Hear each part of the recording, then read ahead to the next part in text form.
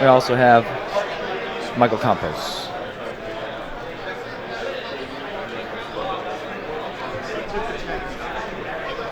Playing, I believe, Burning Abyss. No, it's a mirror match. Excuse me. So we have 2 Monarch mirror matches. He is playing a Domain Monarch variant. So we know that the upper hand is already in favor of Patrick Hoban. And again, if you're just joining us, we welcome you to ARG Live, St. Louis TPO Pro, alongside Jeffrey Michael Percher, Johnny Nagel also joining us in the booth as we get ready for this pivotal top 4 matchup. We already know who they will face in the finals. It is Eden Salins from Missouri, St. Louis area. And again, we start off, it looks like, Foolish Burial, Tenacity, Erebus in the hand of Mr. Campos, and he does activate Tenacity, revealing Erebus, which is going to go ahead and grab a Pantheism from the deck, which will be combined with a Speller Trap in Michael Campos' hand to continue to draw deeper into the deck and using the secondary effect of Pantheism to search another card. If you've had a chance to read on ARG's website, Patrick Hoban has a very interesting article about the Monarch Mirror match. True. If you haven't had a chance to read that article, I encourage you to look at ARG's website, ARG articles, strategy articles, where Patrick gives some insight into how to approach the Monarch Mirror match. Something we learned from our stream yesterday in the commentary in my interview with Mr. Hoban was just about his ability to create shortcuts in this mirror match through the use of note-taking, which is encouraged at ARG, and explain how he uses that in between rounds to reduce the amount of time that these mirror matches can take. As we see a Foolish Burial send an Idea, adding back a Pantheism. So Michael Campos running a Domain variant and using a tech card like Foolish Burial makes a lot of sense to capitalize on Idea without actually having to summon and fall victim to a card like Fogblade, which we may see in the finals against Eden. Before the break, we had asked one of our favorite players, Johnny Nagel, to come on and provide some color. We asked him a question, which we asked all of you earlier in the day. Who's on your Mount Rushmore of Yu-Gi-Oh! Players throughout the era? And we welcome Johnny back to the stream now. Johnny, what insight can you give us into your top 4? Yeah, what's up, guys? You know, when I think of that question, I've been in the game for a long time now. There's a lot of good players that I've seen come and go and still are in the game, definitely. But some that definitely stand out over the rest would I'd have to start with Robbie Boyajian. He's definitely a good friend of mine and one of the best. Still read his articles religiously. Yeah, definitely. I advise that. Like he has a lot of input on the game. You know, he's been in all parts of the game, from writing articles to topping events all over the world, working with Konami. You know, definitely a prestige player, definitely a top tier player. He doesn't get to play much Yu-Gi-Oh! Anymore because life's a little busy and helping Konami, but definitely up there. Another's, as we watch, Pat. I'm good friends with Pat as well. Pat's definitely up there. I mean, he's wrote a book on the game. You know, 500 plus pages, I believe. So yeah. You know, there obviously is some good stuff in there. And so with all the countless tops and wins, Pat's done, you know, something we may never see again, I believe. You know, the reign of how many tops and wins he's done in a row. Yeah, I think as the game gets more complex, we'll see it's a lot harder to repeat that success. So yeah, definitely. Curious. So where do you stand? Obviously, you've been in the game a while. You didn't mention yourself on that Mount Rushmore. Where do you find yourself now in competition? Who's some players that, like you said, you look up to? Who are some players that you're maybe mentoring? And yeah, another one of those top 4s, kind of, I would say, is definitely Jeff. You know, Jeff's up there with his creativeness of deck choices, and you know, always kind of can change a format or twist things up with some techie ideas. So I really like Jeff's ideas some of the times. For myself, you know, I have 9 YCS tops. Wow. I have 1 ARG. I'm starting. Who's counting? Yeah, I am. I'd love to get 1 win. That's what it's about. We all want to just be a champion, you know. And so I love this game. I've been playing forever, but I definitely that's the goal, is to hopefully be a champion one day. You know. That's for myself though, yeah, but definitely Jeff, Pat, Robbie, those 3 stand out to me, and my other good friend Barrett. He was in my top 4 actually. Yep, and Barrett Barrett's been on fire the last year or two. He's been on fire still since kind of playing, relatively unknown, I would say, outside of the really competitive scene. You know, I think that's just because Barrett's just a little bit more not as social at events. Like he's very with his group of friends, he's definitely talkative. You know, but I just don't think he's a little bit more out and about as everyone. But he does travel to all the YCSs across the world and gets to compete. So yeah, he's definitely up there. And he had a good reign there too. Him and Pat, I mean, they were going back and forth for a while. Yeah, the draft when it switched over to draft for a little bit. That's where I think that's his forte. Yeah, no, definitely. My Rushmore to share with you, I had Pat up there. I had Barrett on there as well, actually. Also had Christopher Perovic was someone that was. Oh, okay, yeah, I remember. Just kind of more influential in the game, not necessarily from a number of tops perspective, but just influencing the game. Definitely up there. I'd also shared Galileo as another player that's achieved kind of international success. And then we had some other good shout-outs from the commentators as well in the chat. A couple names stuck out from there as well, like Michael Gruner overseas, and Eugene Hyde, and some others. Jake Kinsey from the UK. So yes, definitely. There's a lot of worldwide players. Boateng is always a crowd pleaser. Boateng's my favorite. Me and him have played at a couple tops. Yeah, a couple top tables. Well, back on the match, we've got Michael Campos. He's got a Prime on board. He's got a Max C in hand. Something to be aware of as far as the deck list. There's really a key difference here.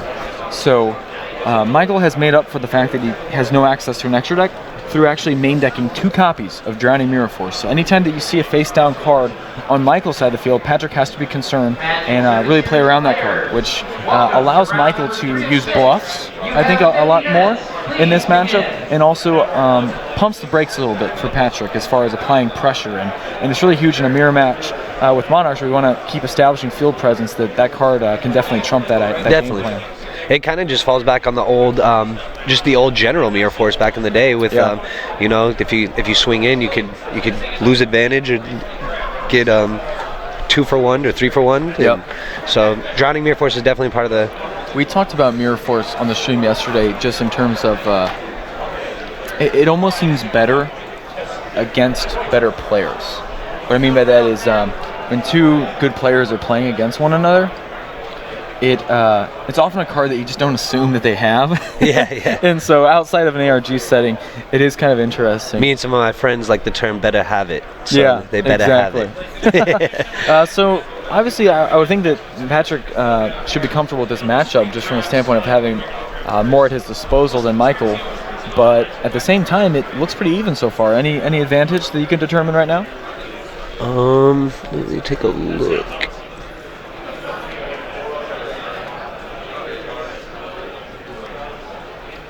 It does look like Michael is going. He has a full grave there. He has that back row like we were just discussing. Yeah. Where there could be a bluff. Oh, excuse me. I have to go play in the 1K. Oh, well, thank you again, Mr. Nagel, for joining us. And he will rejoin us for the finals. And always appreciate Mr. Nagel, Johnny, coming on to the stream and giving us some insights. And again, apologize for his outburst there in terms of his inappropriate language. We don't condone that behavior here at ARG, and we'll continue to move on.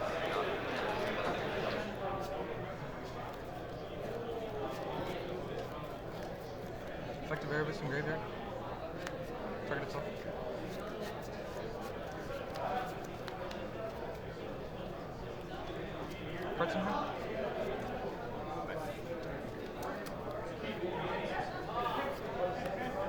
And again, I am rejoined here in the booth with my esteemed colleague and partner, Jeffrey Michael Percher, joins us, the Dougie Master, here as we continue along in our coverage of ARG St. Louis. Final 4, it's TPO Pro. And Aether hits the board for Mr. Campos. He's going to special summon potentially another Aether from the deck. You see the Drowning Mirror Force there as he shuffles his cards. And back to the duel, as both players trying to establish dominance in a pivotal Game 1. Now, there's no time to worry about, and so both players playing at a brisk pace, but also understanding that they can take more time than normal, and that this match may go a very long distance. Okay. For those of you watching at home, I just want to clarify something. So it was exact finish bonus whenever Eden won that Game 1, and that's what really set Zach off. Wow, so exact finish bonus from Eden stole game number 1 and caused really a meltdown. and the demise of Zachary Leverett in his Cosmo Demise deck. It's just really frustrating when you have so much advantage. And it just slips away. From definitely feel for him. He had a great deck. Probably would have been favored in that matchup. But unfortunately, where we are right now is 3 players remain. We know Eden has booked his seats to the final. And his seat in the final is now awaiting the winner of this, Patrick Hoban and or Michael Campos. And trying to understand who has the advantage here. It seems that Michael's gone off, but Patrick doesn't seem too concerned. Michael seems very comfortable playing the mirror match. He has not dilly-daddled at all. He has been very focused from the get-go. And the exact finish bonus that we're referring to is when you knock out your opponent's life points by exactly the amount needed. Yeah, that's a reference to an old video game. No, it's not Eden's first event, so that's a good question as well. Eden is a local player from the area, from St. Louis area, and he's gone to a number of events, but does stay kind of in the local vein, and so it's great to see a player from his home state representing so well here with the chance to seal the victory, become a first-time champion. It's a great story.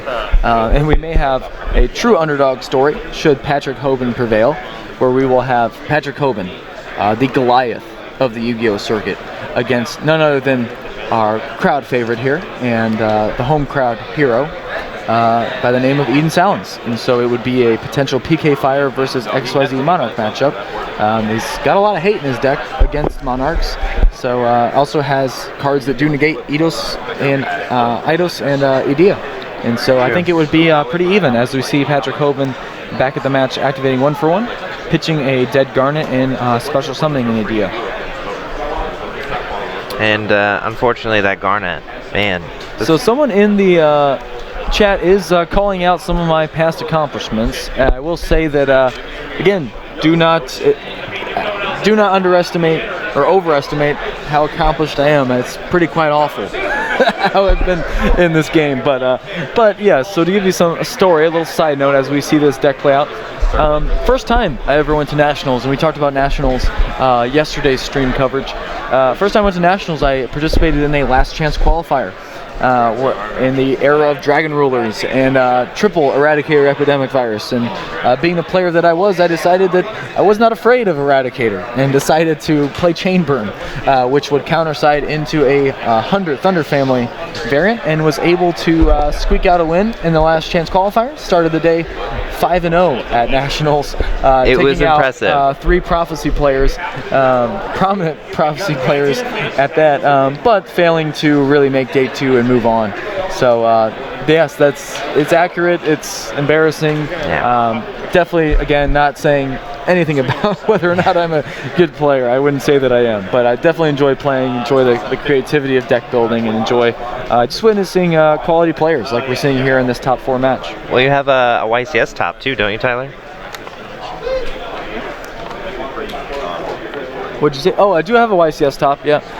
So Jeff in the booth with me helped create a variant of the +1 Fire Fist deck, which took over YCS Atlanta, and I was fortunate enough to have Excited Knight and 2 Honors Arc in my deck list, which helped me to really cut through to the top, knocking out players like Chris LeBlanc and Chase Cunningham before he came into his own, who was playing Mind Control too. Main decking so Mind good. Control, was able to beat Joe Bogley actually by taking in, I believe, making an Abyss Dweller out of his water monster.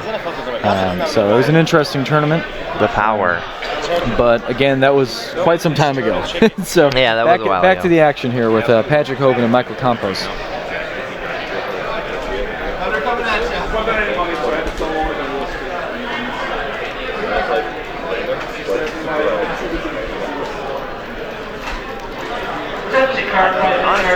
And again, this is a really exciting match. We have Patrick Hoban and Michael Campos in a mirror match. To give you some perspective, so obviously you would think Patrick has an advantage with the XYZ deck, but Michael has Escalation, and Escalation is a card that's really powerful in the mirror match. But now I wonder if Michael is running out of steam, and now we may see Patrick Hoban get back into this. As long as he doesn't draw into those dead Brilliant Fusions, I think Patrick Hoban still has a fighting chance. And I take it back, it may not have been Joe Bogley, but his his best friend. I forget his name, but I met Joe Boger at that tournament. It's hard to recall. That's a match. But eventually lost to Jesse Choate playing Girgia, and also witnessed Sahabi kind of come into his own, as that was when he first started playing Infernity. So it's kind of interesting how that year ended up playing out for some of those players. We do have Eden waiting in the wings for the winner of this game. So if you're just joining us, we have what looks like a great matchup, mirror match. Tipo Pro alongside Jeff Percher, ARG St. Louis, top 4 coverage. And He's looking for an answer right now to make sure he doesn't. interesting here.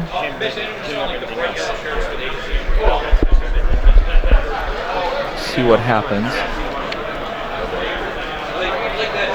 Yeah, the life points, we'll go get a life point check now, as my dear friend Jeff is going to help us out by running over to get a quick life point check. I appreciate you guys bringing that to our attention so we can go get a life point count. I believe that Pat is ahead, both in the game state as well as life points, but we will absolutely get that to you.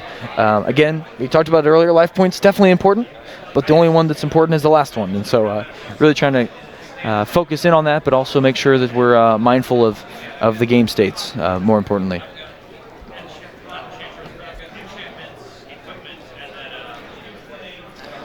And again, appreciate prominent players joining us in the chat as well. Chris LeBlanc joins us virtually from the live stream chat. And again, appreciate everyone joining us here as we continue to make our way towards this final, where Eden is waiting in the wings. Will we see David versus Goliath? We'll find out next.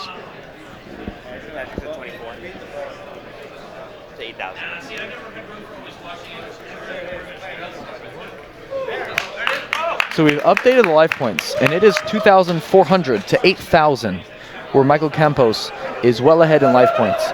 But will it be enough? We will find out. This story is heating up.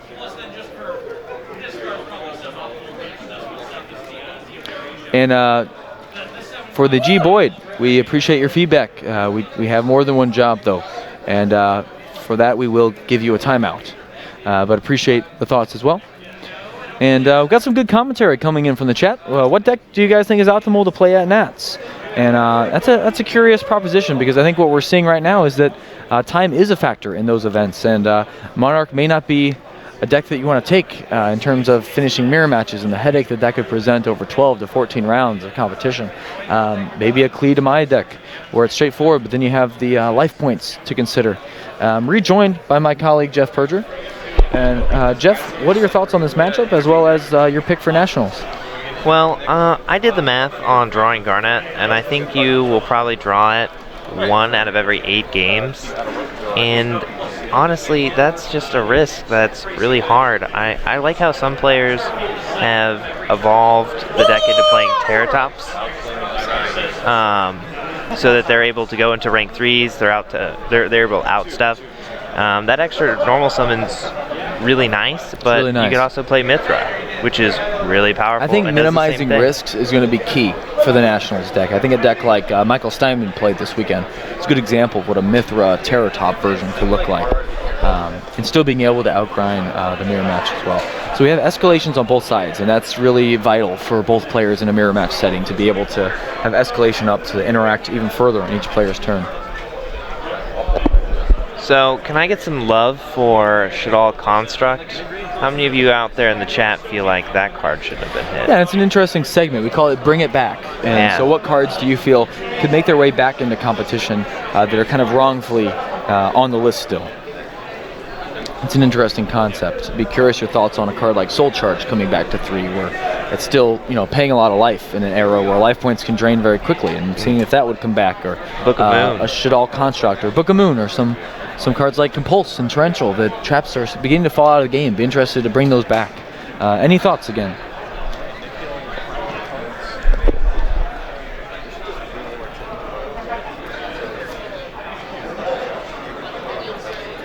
Yeah, sure it's a great idea. I really enjoy that feedback as well. As an idea hits the board and is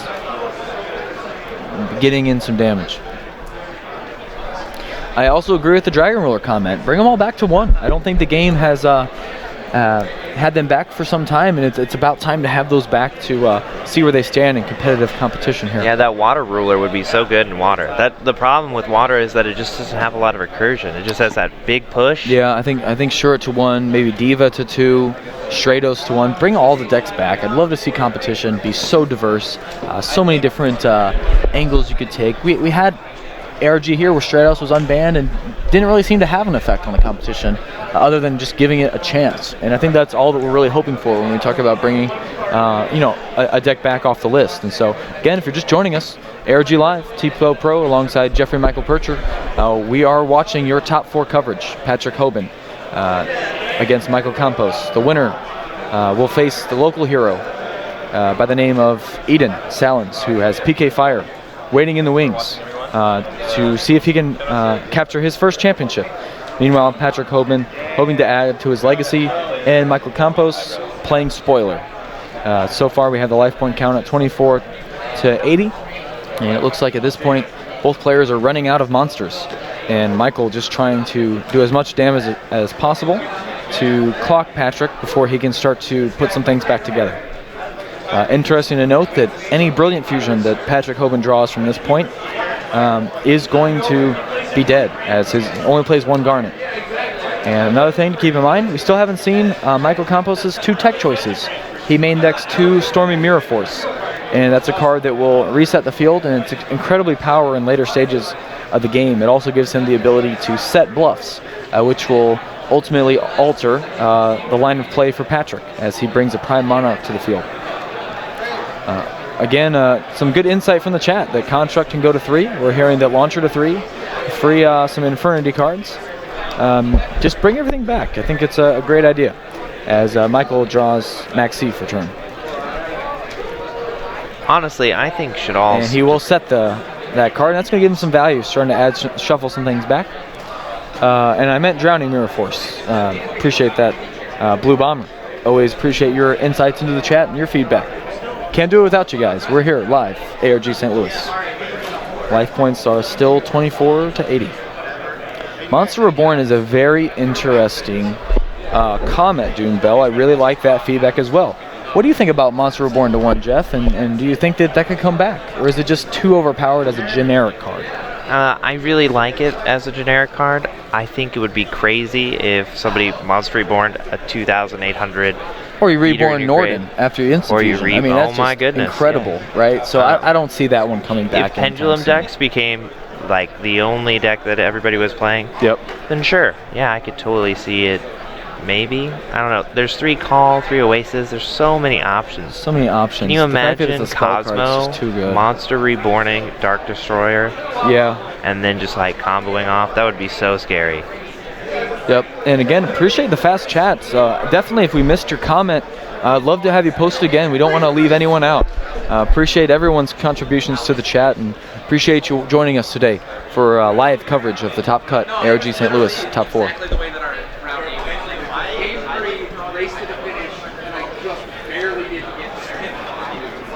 And meanwhile, back to the action, Patrick Hoban, Michael Campos. This is just game number 1, and Michael up in life, hasn't taken any damage to this point, but at the same time, I don't know what else it's going to take to end this game. Zodiac asks, can you clearly say your YouTube? The YouTube channel, I believe, is just Alter Reality Games, is it not? We can find that out. We'll get that to you here shortly.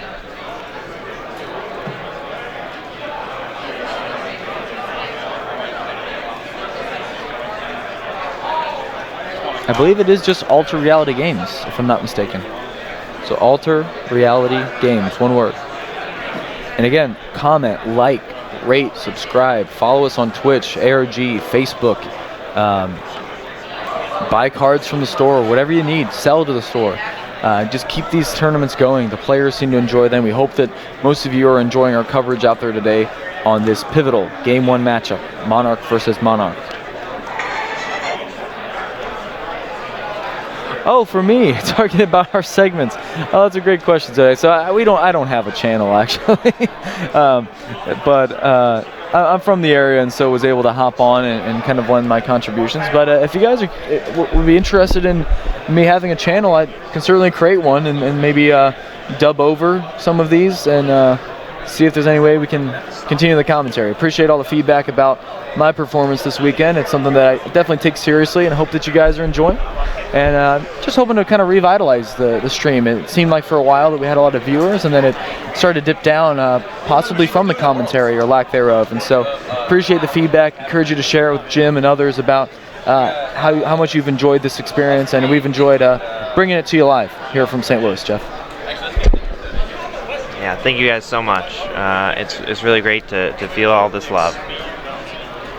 And meanwhile, back at the match, it is Michael Campos, Patrick Hoban in this top 4 match. And they are running out of time. And when I say time, I really mean time because they're decked, but they can't really deck out because they both have a Prime Monarch face down and face up in this case.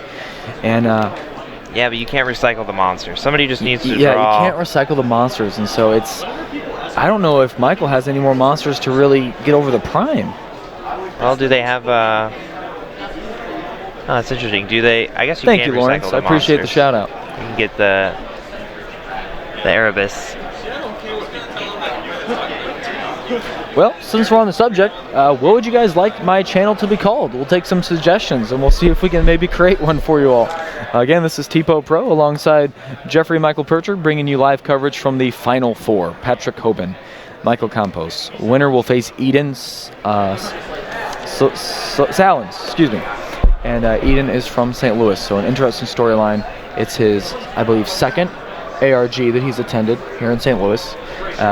He will be going against a player who, either way, has some experience to bring to the table.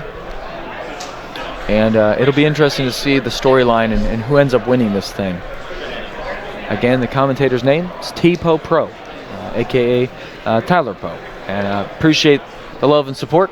Appreciate the feedback, as always.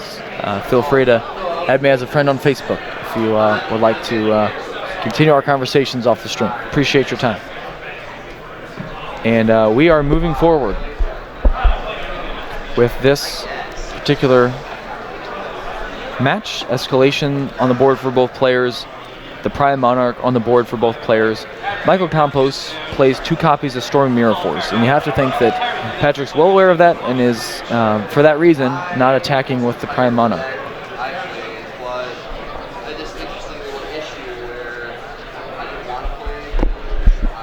Lots of great suggestions coming through the chat. Again, having some questions about this PK Fire deck, so we'll explain it. It's just the idea that you would combine Burning Abyss monsters and Phantom Knight monsters to make Dante more valuable as a card, being able to mill off 3 cards that, for the first time in the game, allow you to mill to search either a monster or a trap, which is really powerful in this game of Yu-Gi-Oh!, especially when a card like Fogblade is around. Yeah, and then Break Sword is just an amazing card. As we saw earlier with the match between Zachary Leverett and Eden. It just, when it dies, it can bring back 2 dark monsters, so XYZ into another dark. So you make Dark Rebellion Dragon for plays just out of nowhere. And it's really versatile. The traps are searchable, which is way, way powerful. Well, and I think that I don't know, there's some comments about Tour Guide coming back. I don't know if I see that, but looking ahead at the OCG, we'll probably see an era of Dark Magician and Blue Eyes after Nationals format. That's something that I'm curious if the players have started investing in from a money standpoint as far as picking up those cards, if they're kind of waiting to see what else becomes relevant. There's a Medalfo's deck that seems pretty interesting to play. Different concept and mechanic there, so really kind of interesting. And Local Champ, we appreciate you nonetheless. Even though you've muted the stream, we recognize that it's not for the poor commentary, which is great. Yeah, Rescue Cat could certainly come back. I think that's a great idea. Meanwhile, back at the action, Erebus. Finally, Patrick drawing a large tribute monster, which is going to get him another tribute monster. And the Veiler comes down. And that's a clutch Valor from Mr. Campos. But he'll still add Aether. So Aether is in the hand of Patrick Hoban, who is losing the life point battle, but potentially winning the war now that he has Aether in his hand for his opponent's effect. And again, this continues to just showcase and illustrate my points earlier in the stream, that when you think about Nationals and you think about the constructs of time, Monarch is a deck that really doesn't take a whole lot of damage, as evidenced by Michael Campos' 8,000 life point total, and that it's really difficult to deal enough damage within the constructs of a 40-minute time limit and beating them consistently. Especially an extra deck version has access to Volcasaurus nearly every turn. Yeah. And I think that that's really my pick to win Nationals, just based on consistency standpoint, power level, the ability to stall, the ability to burn at will. Obviously, it's also difficult to side against it. There's really no one card that shuts them down. It's a lot of two-card combinations that really end the game. But even then, you have all that draw power to draw your outs all the time. Yeah, someone made a good point. He's got two primes chilling. He's not exceeding. And I'm curious why that is. He has Return of the Monarchs. They answer that, and Jeff just answered it. So to add some clarity, Return of the Monarch, as long as it's active, it does not allow you to use the extra deck. And so Jeff, as always, providing that great insight into why a certain player isn't doing something that may not seem so obvious on the stream. Okay, so here we got Erebus. So now his own Erebus hits the board, sending Stormforth and Tenacity. And he is quickly running out of cards as Mr. Campos. Now he's going to be able to add back with, this is just going to be a really powerful play here. And to give you an idea, either way, the finals will be PK Fire versus a Monarch deck. Will it be Domain? Will it be XYZ Monarch? We'll find out. This is your Final Four match here in ARG St. Louis. You can see it at the bottom of your screen. Patrick Hoban and Michael Campos. Eden. Salas, just awaiting the winner of this match. And again, a lot going on here in game number one. Monarch versus Monarch. And what else do you expect? I left, grew facial hair, shaved, and came back. And we're still here in game number one. I feel like Rip Van Winkle. Just Monarch summoned to the board, defending. This is only game one. This is a war of attrition, and some of you may want to grab the pillow, grab a cup of coffee. It may be a while before we get to our penultimate final, which will look at Eden versus Monarch deck. We don't know which one. I think he would want to face the Domain Monarch, since he proved that he can definitely win. The Storming Mirror Forces, though. But he lost, and so that's interesting. So we have some color commentary from another Tyler, Tyler Jedlicka, who joins us now in the booth and let us know that Eden has already faced Patrick Hoban once in Swiss, where he eventually fell in 3 games to Mr. Hoban. And at this point, not sure if Eden is rooting for Patrick for the rematch, or if he is hoping to bypass him completely. And a lot of confidence from Eden, though. I don't think he feels threatened by either one, and very confident that he can come back. The one thing I like about this local player, Eden, is that he's really plucky. He's ready to face anybody. He knows his deck inside and out. He knows all the matchups. Mm-hmm. He's here to play, and I don't think Patrick Hoban is going to stand in his way if he really believes in himself and the heart of the cards. So while this game one is trickling down, taking a look at the side decks, just trying to imagine what's going to happen here. So Patrick Hoban, of course, he's citing one copy of Spirit of the Harp as a shout out to his fallen friend Desmond Johnson, the Karakura King, who has, through no fault of his own, or in fact entirely his fault, no longer allowed in competitive play on a different kind of circuit outside of ARG, which we will not name for purposes of the stream. However, back to the side deck. He's got 3 Effect Valor, which will of course be coming in this matchup. Otherwise, I don't expect anything else to come in, except potentially shifting his ratios of Eidos, Idea, and Mithra, explaining yesterday on the stream how he sided the full complement so that he can adjust his deck accordingly to play around Valor or to capitalize on a mirror match such as this, where you really want to see multiples of all of those cards. And on the other hand, Michael Campos, he has 2 Drowning Mirror Force in the main deck. Curious if he sides those out. Obviously, Patrick will play around them either way, so I think that's a safe side out from his perspective.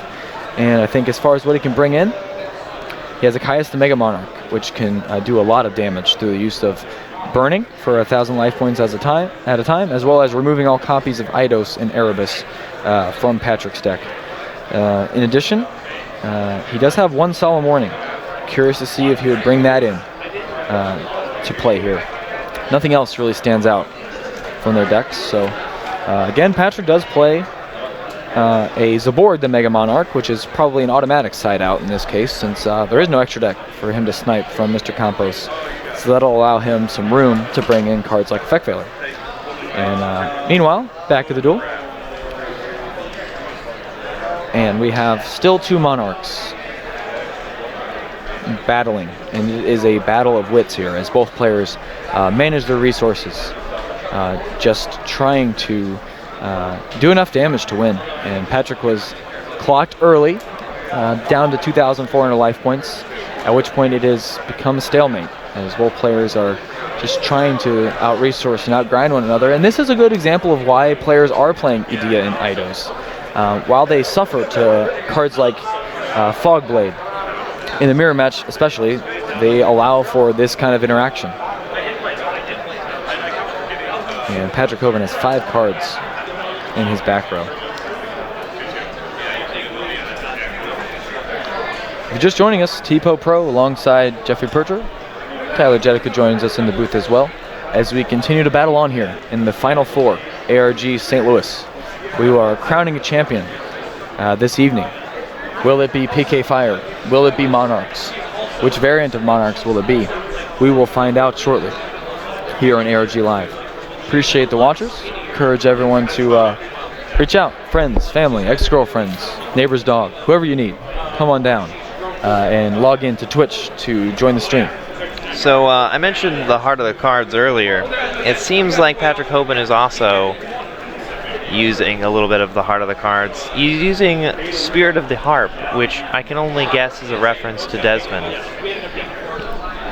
And again, just to articulate you to the rules here in the top cut, there is no time in ARG. The thought is to allow for the full potential of a mirror match such as this, and skill and technical play on full display from both players, Michael Campos and Patrick Hoban. And Glasgow, appreciate your insight as well. But again, depending on where you're at with that relationship, I think you should take a stab at it. And yes, I agree with Yolan's 1989 that this could be a long one. And this is just game 1. And this is again why it is so hard to not go to time with these matches. Important to note, Tyler had a good point that Patrick just got off a Monarch mirror match. So while he may be primed, that exhaustion that we talked about may be setting in. And meanwhile, Michael has not had to play a mirror match in some time. And that bodes well for him. And it's probably why he seemed a little more fresh at the beginning of this. Curious to see who ends up taking this as an Erebus hits the field and its effect will activate. Gotta wonder if he's got a Drowning face down at this point. Well, we actually saw that in his hand. It's set closest to his deck, but I'm interested to see if Patrick's gonna try to use his one Karaz to out those 2 back row. Or out his own return so he can access that extra deck. Oh, and then make Zenmayo possibly. Yep, Zenmayo, and then pop it as well. But then it's just a counter push away. True, but he also how would he get another level 5 out? I don't know what his And I agree with the Swede Win that this is a reason why, for better or for worse, the Monarch deck presents so many paradoxes in terms of competitive play when time is a factor. On the one hand, you don't take a lot of damage. On the other hand, you have to play these awful mirrors, which can last decades in certain parts of the world. I mean, at this point, they would have only been able to play 1 game. So that makes the get game 1 so important. It's almost like you have to main side deck cards. Well, I think he's going to continue to use his extra deck to allow cards like Volcasaurus to win this game for him.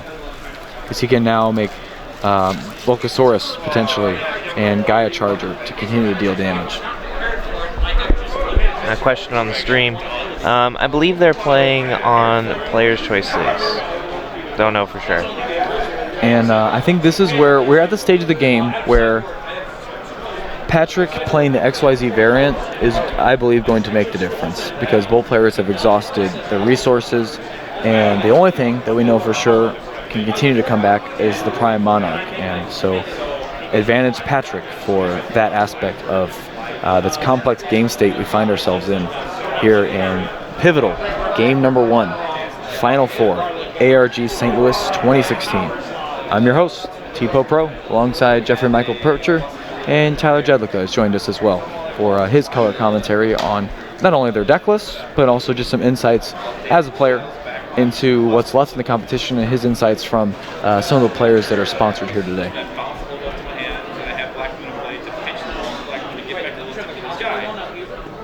And wow, so he pops Escalation and Prime, and what Patrick is saying is that I'm okay without using my extra deck as long as you can't interact with me as much as I can interact with you, and you're going to run out of resources. Wow. So looking at Michael Campos' deck list, he does play 3 Prime Monarch, but I believe all 3 are now in the graveyard, and that may be enough to seal the game. And Hoban now shifting his strategy to the deck out. And I'm curious if Michael drew there or if he chose not to draw at this stage of the game from Kura's effect. Did anyone catch?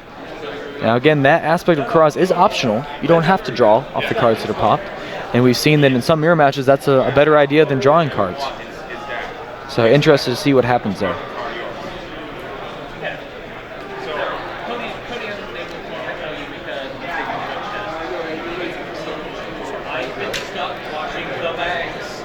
And, so it looks like he's not going to draw, if he hasn't already. Yeah, curious to see what happens. And again, Patrick Hoban just so much advantage in this game number 1, but we are a long way from booking a trip to the finals against Eden.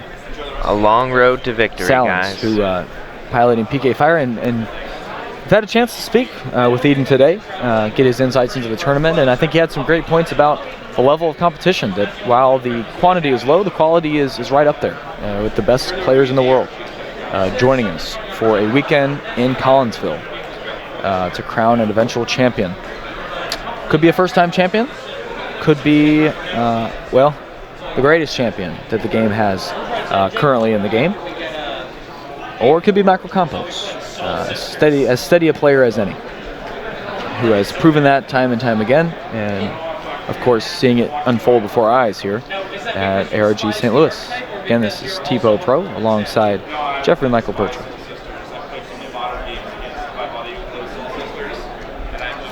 And so I think we're hearing that he did end up drawing from Kura's, even though I would advise against it. But maybe Michael just realizes that he just needs to draw answers to deal enough damage. So just to reiterate, the game plan has to be drowning Mirror Force and then try to poke in for the last 24, but I just don't think it's going to happen. It's just game 1. Yeah, it's game 1. So the score is right on the scoreboard. There is no 1 or 2 in the win column for either of these players. This is the start of our Final Four match with game number 1. Oh, so he didn't draw. So thank you again for correcting us on the stream.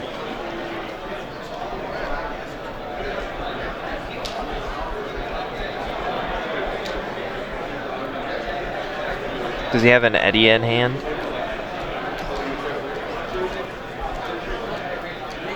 He needs to force Patrick to attack him so he can capitalize on his 2 monarchs. Yeah, and I think Patrick's too smart for that. I think he knows that he can win the game without attacking right now. That he's going to outgrind him, and that he can easily make cards like Tolkien and there he goes. Some other cards that would be extremely advantageous right now to overlay for, like Volca. So he's just going to wall up with Quick Draw. It's an interesting I guess, play. yeah, because he can't go into his extra deck. He can't go into his extra deck yet, and so he's, again, just preventing that damage from happening. Oh, okay. Maybe he's trying to. Appreciate everyone get staying another involved prime and on board. engaged with this game. This is a game that is dragged on, that it's very easy to see how players could tune out or turn off the stream. Appreciate you guys sticking with us. So we'll pose another question. We've asked a lot today. We've asked what cards you want reprinted. We've asked what decks need legacy support. We asked about kind of your Mount Rushmore of Yu-Gi-Oh! We asked about nationals. Now this question is about the future. Where do you think the future of Yu-Gi-Oh! Is going to go? What do you think about the current OCG cards that will be imported into the TCG game after National season? Decks like Blue Eyes and Dark Magician, obviously trying to revitalize a older player base. And we also have new deck concepts like Nadalfos that are making their way over to the TCG. I'm interested to see what players are interested in playing after this Nationals, as this format has gotten a little stale. Curious if anyone's have any insight onto that. Yeah, I also wonder if there's going to be any TCG exclusives for the Dark Magician or Blue Eyes deck, or even another TCG exclusive deck that'll be ready to compete. So the good thing about Patrick too, as you look back at this game, is he added the cross back rather than popping itself, and now can use it on his turn to pop the return. So just getting double utility of not only shutting down Michael's long game, but allowing him to then on his turn be able to be more proactive.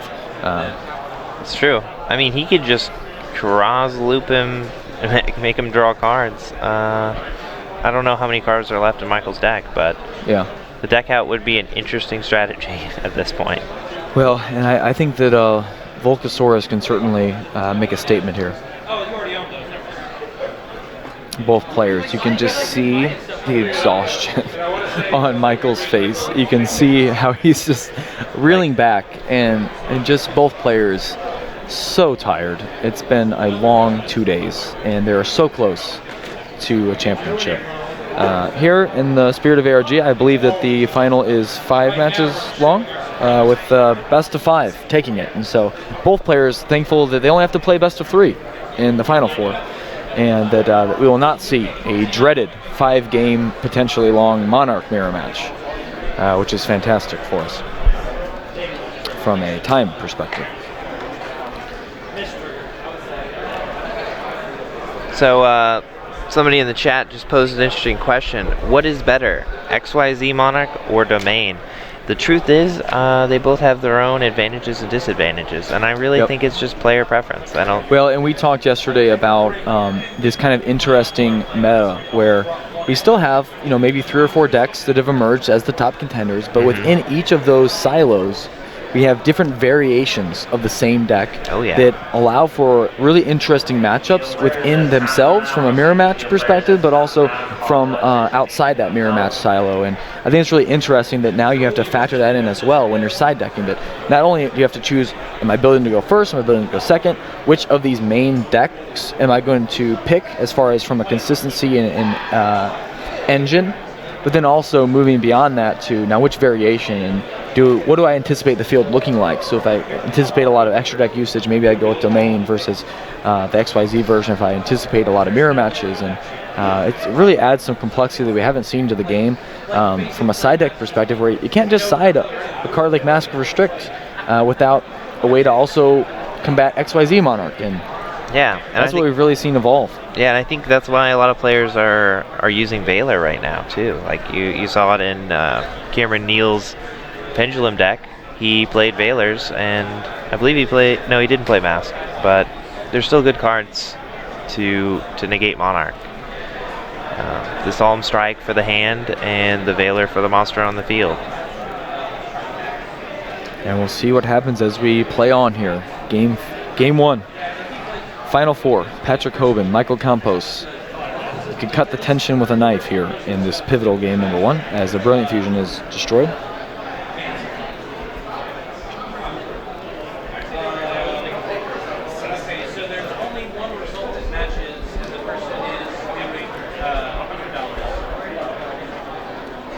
Here we go, guys. He has about 3 cards left. He spread them out a few minutes ago.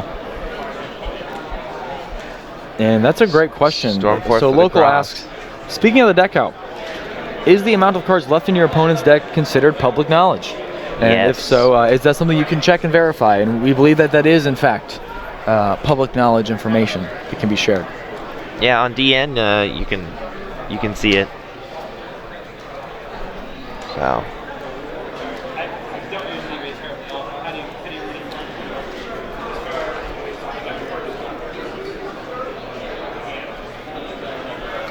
And wow, folks, I don't know if you paid as a subscriber or if you're joining us free on stream at Twitch, ARG Live, but you're getting your money's worth here in game number 1, Final Four, ARGCS St. Louis 2016. Patrick Hoban, Michael Campos, Monarch mirror match. This is not for all the marbles, but for a chance to have a seat, and have a seat next to Eden Salins, a local favorite from St. Louis, Missouri, who has really put the team on his back and put the state on his back as he represents the very best of Missouri duelists here in our coverage. Also, we have Patrick Hoban and Michael Campos, who have taken very different approaches to the Monarch deck, both to a fair amount of success. And very clearly you can see that what you would think would be a huge advantage with Patrick having access to the extra deck, it hasn't come up in this match. And Michael's done a great job of locking him out, as well as continuing to play. And this is not over. Yeah, Michael just drew his prime. He drew his prime. And wow, folks, this is not over. And Patrick's low on life. And man, this is really heating up. It's interesting. Great question from the chat as well. It says, what's the best mini Monarch to play outside of Kuraz? And we spent a lot of time talking about this over the weekend, Jeff and I, as we prepare for the tournament ourselves. And obviously, first one that comes to mind is not a mini Monarch, but Majesty's Fiend. Oh, yeah. But if we're talking just mini Monarchs, I think you have 2 cards that really set themselves apart. The normal Thestalos is great in kind of a hand control oriented version, but we've seen that kind of get out of competition lately because it's not great in the mirror match, nor is it very great against Burning Abyss variants. It's okay against Cosmo, I suppose. But really what I would say is the best is Mobius, because it's very interesting as versus trap decks that you could very easily summon a red layer, tribute it for Mobius, and snipe cards like Chaos Trap Hole that cannot be activated. And so I think Mobius is a great card that has value, especially games 2 and 3, where if someone flips Anti-Spell and has a set magic deflector, again, you can just tribute someone for Mobius, blow those cards away. And under return, you can search it with return. So and you can avoid strike. So it's an engine card, it's a Monarch card, it has spell trap removal. I think it just checks a lot of boxes as a player, and I think that that's a good one. Another one that's fringe would be Delg the Monarch, because it's something that gets its ability and its effect from Aether. And in a mirror match like this, banishing primes and banishing pantheisms and banishing Graf and Sur and Dante, and that has a lot of utility, but we haven't seen that be a reality. We haven't seen that really come to fruition at all. We saw someone cite it last round, but didn't come up, and I just don't know about its utility, because in almost every other situation, you're going to go for Kuraz and attack the board. So it's interesting from that perspective. It is interesting, and it's definitely something I'd like to see more playtesting done on it and more people trying it out. But I could really see Delg as a choice for Nationals, where you could almost exclusively side out the Kuraz, or maybe 2 Kuraz for 2 Delg, and just kind of go back and forth with just, I mean, because honestly, in this resource battle, had Michael been able to banish every Monarch card, those primes have less value because they have less ability to special summon every single turn. That's going to open up some game shops, some windows throughout the competition. And so I think Delg's a card that if I was interested in visiting ARG.com and picking up a playset of a card outside of a Pointer of the Red Lotus, I think I'd consider Delg the Dark Monarch. But it's true, Dinner raised a good point. It does mill 2 cards. Which could be good too. If you mill a prime, could be good though. I mean, if you, but on the flip side though, if you do mill, or is it milling your opponent's deck? Opponent's deck. But if it does, never mind. If it mills their Aether, their Erebus, they start to lose those monster resources.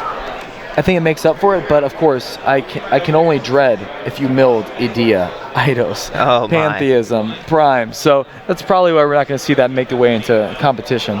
As we go back to the match, Patrick has a Negazaborg on the field with Aether. And it looks like Patrick has cleared the board. And he's going to loop those resources back to his deck with Omega. So with Zaborg, he has the potential here to kind of restart the duel from his perspective with 2 Omega that he can destroy and send off, which he did, as you see that his grave is loaded.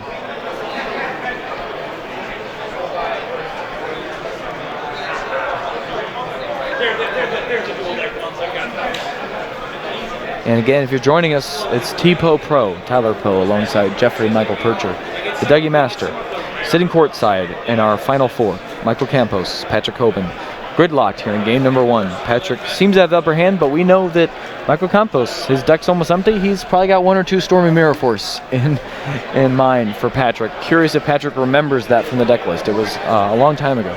I think it was like an hour ago, maybe. This game's been going on for a long time.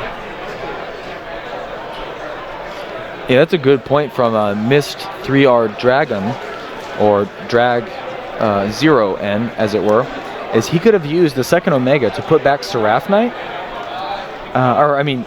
Garnet, force Seraph Knight to be able to use Brilliant Fusion. I'm guessing that at this point in the game he just doesn't need it, and he still has Return, so it has less value if he does draw it, and then he can just draw the other one, or draw Garnet. So that's a good point. I agree with Patrick's decision not to do that. As we see Michael, the Arc Light drawing for the Prime and drawing for turn. Drawing 2 Storm 4. Yeah, the Final Four is synonymous with top 4. And again, I think that Michael, he's got a Prime, so he may not deck out realistically. And so this is interesting. We're seeing the very peak of technical play and skill. Obviously, from a viewing standpoint, it can get a little old, a little redundant. But from an execution standpoint, you have to appreciate what they're doing. Sure, yeah. But again, it's about who's playing more monsters, who has more monsters left in the deck to commit to the board. Unfortunately, even if Michael does Drowning Patrick's field, he can just summon them again. And so more monsters to tribute summon, I guess, and to draw into. It's difficult. It really is crazy, isn't it? How cards like Karaz and Mobius are better than Caius nowadays, and Ryza. These 2 cards that defined formats previously. It's a really good insight from Dinner Flax TV again about really how Yu-Gi-Oh has just evolved and how these cards come in and out of competition. And it's crazy how one day it's awful and this one's the end-all be-all, it's the only Monarchy run, and then the next time it's completely irrelevant. It's just crazy. The game is crazy. The fact that they can't attack is great too. I think that almost balances the card.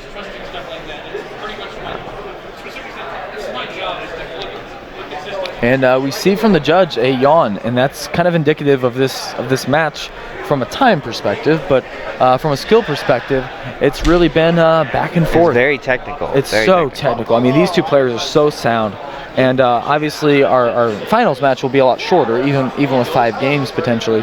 But these 2 players, it is just incredible to watch the focus and the drive behind it. And so really doing a great job so far in this game number 1 of continuing to feel each other out.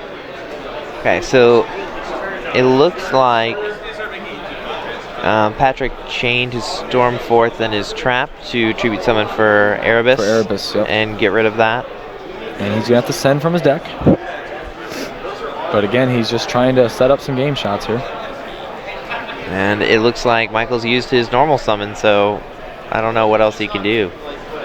He's probably going to have to pass it back to Pat, who now has a 2/8 monster. Well, and Hoban's going to make a push here, and I think that he smells blood in the water and is looking to end this one before Michael can get going again. And we did fix some of the call-outs that you guys had made about being able to see some of those boxes in the corner for both Patrick and Michael.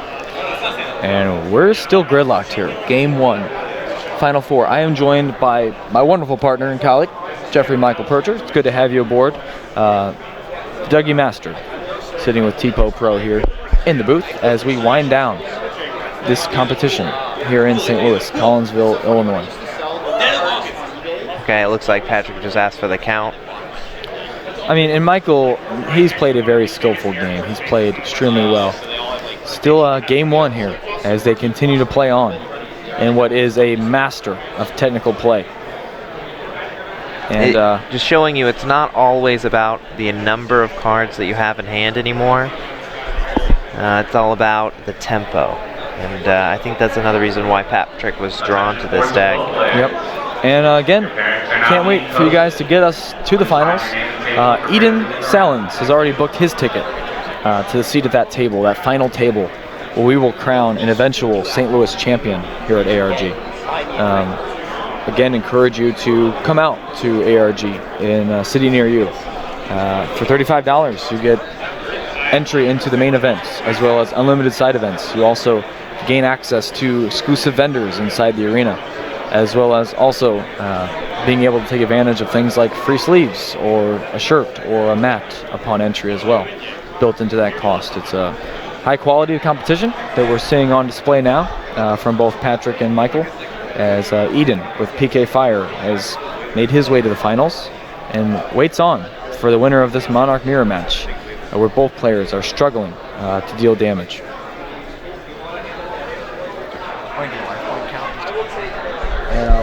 Still 24 to 8. And I believe it's still 24 to 8, 8,000 in the life point count. We did have someone ask for that in the chat.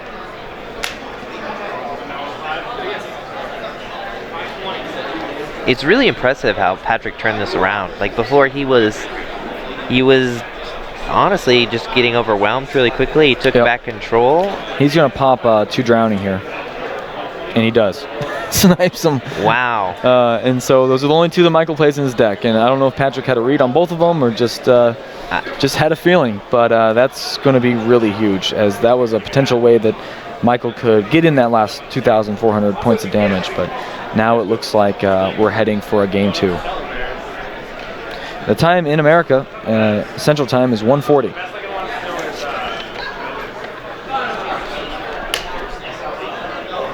And again, Patrick only plays the 1 Kuraz, so the fact that he's been able to navigate that Kuraz so often in this game is so impressive, because we noticed he brought it out with Aether early on to pop the escalation, knowing that it would be very hard for Michael to get that back in enough time. And so we're really seeing something that, Jeff pointed it out to me just a few minutes ago, that people may think that this is like some other Kuraz or second or third Kuraz. This is the same Kuraz from the beginning of the game that Patrick's been able to loop back with Aether and then establish on the board. So really, really impressive resource management from really the greatest player of all time, arguably. Yep.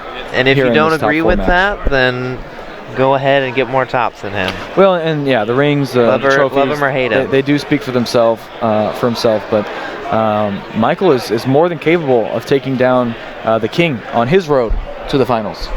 The road of the King, guys. And tenacity is used, and we get a peek at his hand. There is a Stormforth, and this could be some damage here. He's going to discard a card to add a Monarch back from the grave. And so yeah, Erebus really becomes a lot more powerful at this stage of the game. Oh no, he's already got one.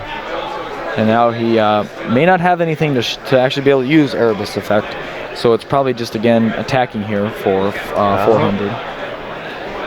But does he have an Ether in hand? Does he have an Ether in hand? That would be impressive.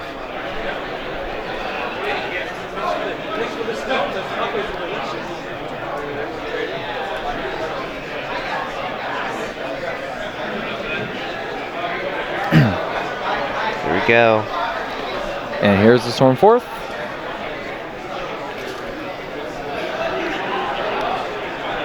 And I think he might be bringing out the Prime. Chaining Prime to it.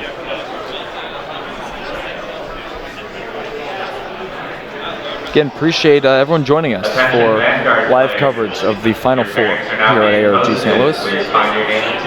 Patrick Hoban and Michael Campos square off in a battle of wits and technical play, as evidenced by the sheer amounts of graveyards between the 2 players. Yeah, and cards banished. I feel like there's actually I don't even think Patrick is really drawing cards. I think and he hasn't even really used the extra deck, and so it's a good example. For anyone that's questioning the domain version, at least you can see how it does, come up from time to time. It hasn't really hindered Michael in a big way here in game number 1.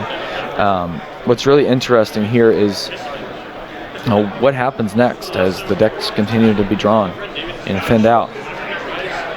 Here comes an Eidos for an Edea. Don't know if Edea has any targets left in the deck, but it may just be out there to block.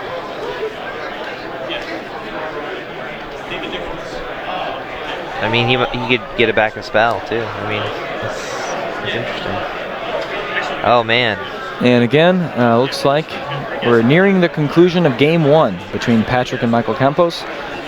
I'm your host, Tebow Pro, alongside Jeffrey Michael Percher. For those of you just joining us, thank you. As more watchers continue to trickle in, and invite you to invite others as well to partake in our last 2 matches of the evening.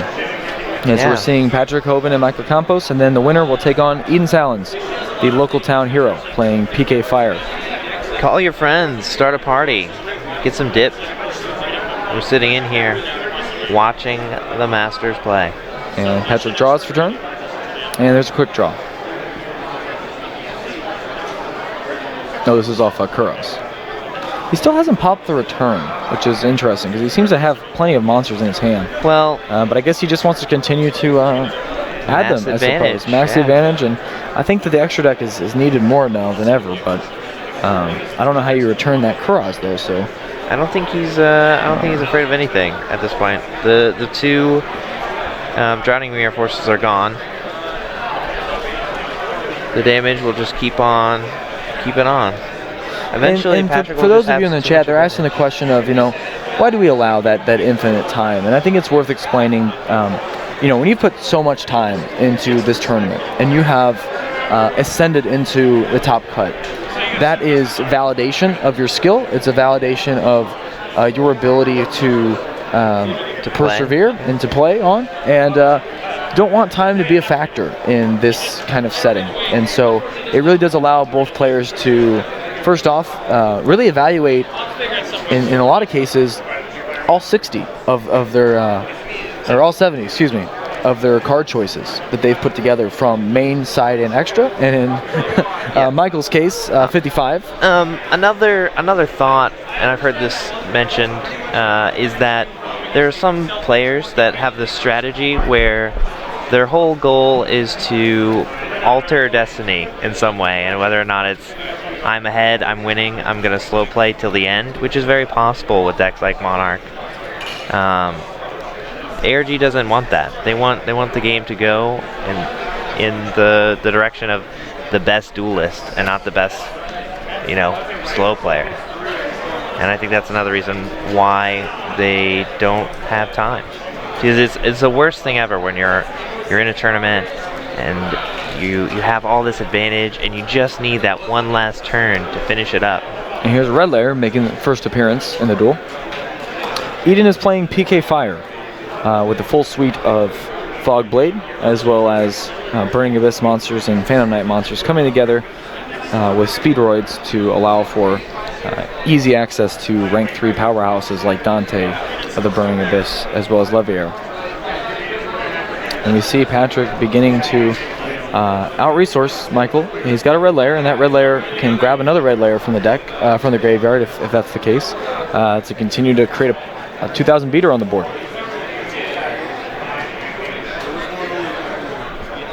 And again, for those of you who don't play Monarchs, just to give you some perspective, these players have gone through different phases. We talk about phases in the Monarch mirror match. You have the setup phase, you have the Aether countering phase, and then you have the end game.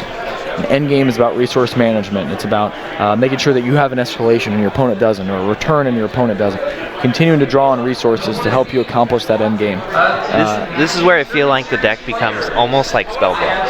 It does. At the end. Does. Yep. Just recycling, drawing, controlling. And Sean Weaver, you each won a month of special. And yes, this is still game 1. And finally, the winner of our Hoban Rabbit Master. So many cards have come and left the board. So many turns have gone by. It is very impressive.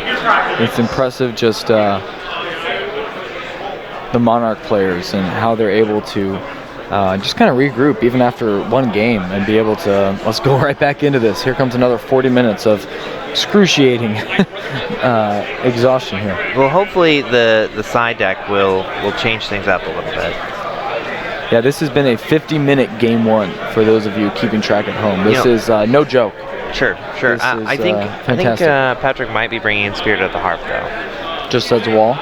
No, I think it'll be really good. No, with Blair is Brilliant not in the Fusion. final. It's Eden Salins for the And Lazuli. Oh wait, it doesn't look like he has a Lazuli. I'm really confused. What his strategy is there. Gunlarn, shout out to you as well. Taking a walk on the beach, coming back to find it's still game one, and appreciate your commitment to exercise. And it's very important if you are a Yu-Gi-Oh player who is sitting down for 50 minutes to 2 or 3 hours playing. But you get outside and take a little exercise as we focus back in on this game one, Patrick Hoban versus Michael Campos. And Michael did take a little bit of damage there. Thank you for the life point update. I really appreciate that. Sometimes those little interactions are lost as we are a little too far away to hear some of the interactions. Sometimes it takes a village. Appreciate that, D-Thrash and Al Macaby.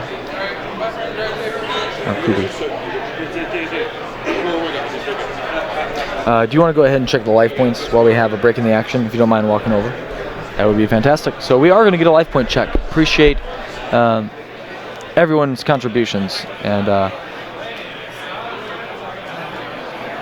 yeah, Campos, it's interesting why he's not scooping. I don't know if he still has something else he's playing at. Just maybe hoping for a mistake.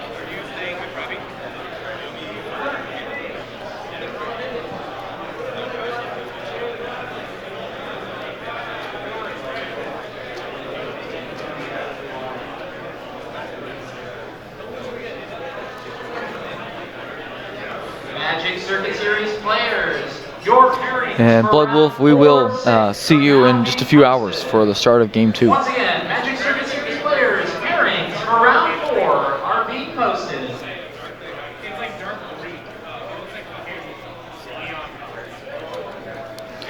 24 to 48. 48 is the new score. So we have 24 to 48 in this pivotal Game 1. Campos can still win the game. He is just, again, he has a cross, so he has the attack points needed to have an exact finish bonus, but only time will tell if that'll happen. To be fair, after this game is over, whoever loses it is probably just going to feel really devastated. Well, and that's a really good point. That how do you come back from a loss like this, where this has just gone on for 50 minutes? I mean, are you kidding me? This is a super player right here. So much focus and energy and time and brain power. I believe, did he just attack at the red layer?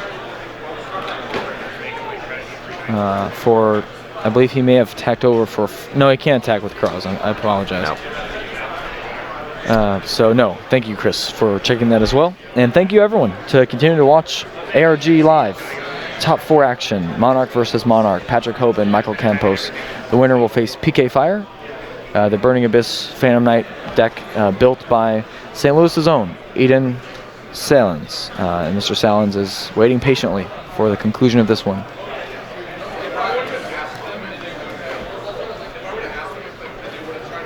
And again, we're just continuing to see who can take this game one, and it's an interesting standpoint as far as the mental fortitude of a player that would lose a match like this. And obviously, I think that if Patrick were to lose, I don't think he would be fazed one bit.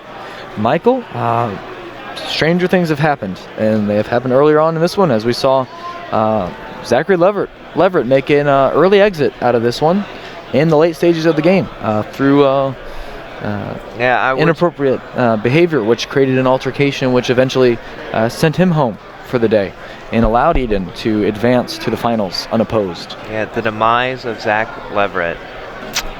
I think it's very fitting they played Demise Cosmo. But, you know, it just goes to show... Here's the red layer, and that's going to add back the red layer like we mentioned earlier. Oh, yeah. Again, starting to recycle, starting to gain some advantage. Now, he left it in attack mode, which is interesting to me. But I guess he has a plan to tribute someone, potentially. Erebus, I would imagine, or Aether, that he'll add back to his hand. Kuraz. Okay, so now he's going to start to pop the return. And so that's why he's using the Erebus to add back that one Kuraz, so that he can continue to access the extra deck and start to do damage to Volcasaurus.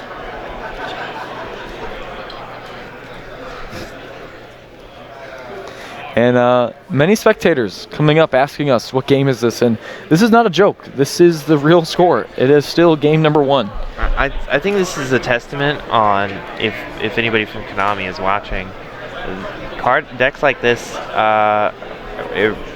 they just for those make it joining so us, hard. we are not kidding either about the unfortunate demise of Zachary Leverett and his Cosmo demise deck, as he was disqualified from a Final Four matchup. If you were watching that game, he was playing beautifully. Oh, like, he was so patient, and I really thought he had. I think he would have had an advantage over whoever wins this match, but again, some sort of altercation occurred involving inappropriate yodeling or language. I'm not sure which one. I would assume it was maybe just spoken word, but I'd like to think of it being a yodel. Yeah, yodel. And from there, it was Eden's match, and he now awaits the winner of this one as we focus back in on what is an extremely skillful matchup between Patrick and Michael. Yeah, I think BA is just a really skillful deck. Yeah, just to point out, Varhi, a great comment. He plays 1 Kuraz. He has summoned it 8 times. Yeah, no, it is insane. And it really shows that maybe you only need just 1 to be able to accomplish your goals. If you could put it back crazy in your deck, then yes, that would be amazing. I guess Durandal, put it back in your deck, do it again, bring it back with Ether. And man, and we are speaking about Zachary Leverett. Yeah, it's a shame. It's a shame that he dropped the. And we won't dwell on it. We'll focus on the players that are still in, that rightfully so deserve some commentary on their choices of cards, and as well as their ability to outgrind this. And you can see that, it's funny how Michael has the Super Saiyan shirt on, because that's really what this match has felt like. It's been a power up. It's going insane. It's like watching an entire season of Dragon Ball Z, and that nothing's really happening, but you can really sense the power levels increasing. He went there. And the stare down, as it were. So both of them have gone Super Saiyan in this one, in game number 1, trying to grind out a victory. Yeah, and also, never mind Kuraz, Miss Dragon points out, Michael's used Stormforth every turn for 14 turns. So he's a master. This is, if you wanted a tutorial of how to play this deck, I would take 2 hours and watch this game 1 tomorrow when we have it available. Just the game 1. I don't know if you can handle game 2. I have a feeling that's going to be pretty intense. Yeah, this is really incredible. Who knows? And it's unfortunate in some ways that a Nationals event would not allow this to continue, as the game would have been over long ago and Patrick would have lost. And now we're seeing really why this deck's amazing. Yeah, like Patrick even drew Garnet. Oh, I have to give a shout out to Trifling Dork, who said he's watched every season of Lost and asking what he's missed now. So again, appreciate the humor as we continue to work through this, and it's just great stuff from the chat and from all of you watching. Appreciate you joining us live. It's TPO Pro alongside Jeffrey Michael Percher, the Dougie Master. Continuing on here in a trial and tribulation in game number 1 between Patrick Hoban and Michael Campos.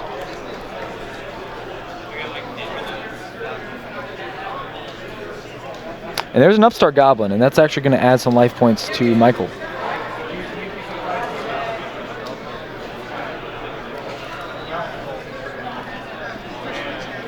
And Red Layer is attacking, and again, Domain's on the board, so he's boosted.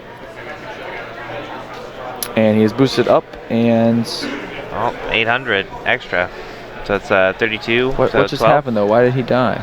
He attacked, and he's got 800 pieces of domain. So it's. So he went up to 28. Why would the Kuraz live? Wait, who attacked? Did Michael attack? We're gonna need confirmation here. Yeah, maybe. Did Kuraz pop the Upstart? I'd appreciate a. Okay, thank you. Thank you for correcting that as well. I would think that Hoban was mindful of that, but appreciate you guys catching that.